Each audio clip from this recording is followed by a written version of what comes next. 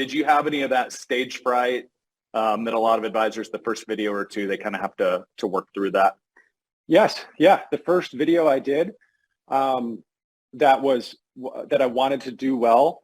I knew that it was going to be bad, and I knew that it was going to be embarrassing. So there were, I actually talked about this at Jolt when I was did the talk, and there were three things that were barriers for me to even get started, and I think that it's probably everybody out there, or at least advisors. One of them is it's that.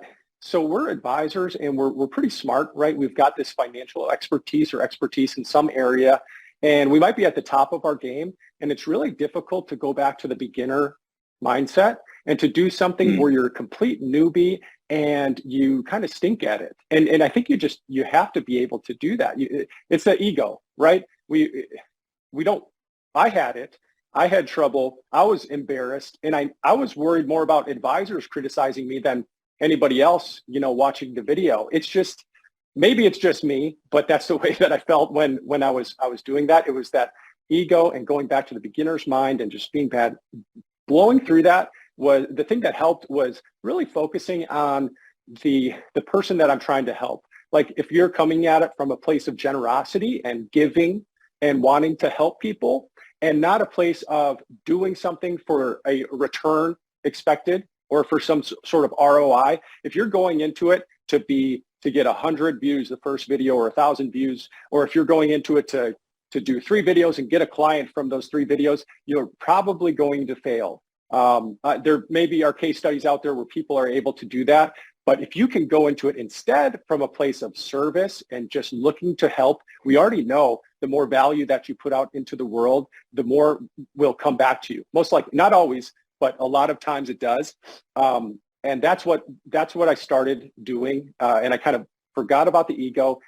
But that first video that I did, it got this, it was around, I was talking about tax content, tax planning things back then. And it was around, I think it was like using Spotify for business and being able to deduct the costs. Like, do companies get to do that if they've got a lobby that's playing music, or a store or something like that? So I was talking about that. Mm-hmm. And one of the comments was legal related. It was Spotify. I think it was an attorney, and it was like kind of scary. And it was like a negative comment. And it was like, it reminded me of this thing that I keep hearing, which is whenever you have an intention to do something, disruption always follows intention, right? Whenever you're trying to, if you set your mind on something and you start moving forward, a lot of times there's going to be something that blocks you from doing it. So as long as we have that in our mind and remember that, and just know that disruptions are going to come, or things are going to block us, it's easier to keep moving forward and iterating and trying again. So that was the first video. And it was like this, to me, it's not a big deal at all, but to me, it was like, oh my goodness, I'm not doing this anymore. I'm not putting any more videos out there like this. But I was able to get past that and then keep going, and then it's paid off since then. There's so much good advice right there. And so much of that advice is very similar to my own journey podcasting. What you just said you shared this when we were kind of prepping for this conversation. You said, hey, I might have had like 5, 10, 15 views on those first videos. And the mindset you went into is, if just one of those viewers, I helped them on their retirement journey, mm-hmm. I'm going to consider that a win, and I'm going to consider that video was worth doing and putting on the internet. And I love that. Yes. Because the truth is, when you start a podcast, when you start a YouTube channel, basically you don't have any viewers except maybe your mom, if you're lucky. Yep. Right? Yep. And one piece of advice that was given me on the podcast is, don't do your first episode if you don't plan on doing your 100th. Yes. Because it's the long game.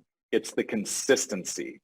It's continuing to show up. And by the way, I remember when I listened to my first podcast episode, I'm like, is it possible for a human to say the word "so" that many times in a 5-minute span? All your little verbal tics, it's scary to listen to yourself and realize, wow, like I've got these little mannerisms I didn't even realize I have. But because of that, you get better and you put in the reps, just like anything in life, and you evolve and you level up and you go from beginner to actually, hey, these videos are starting to get pretty polished.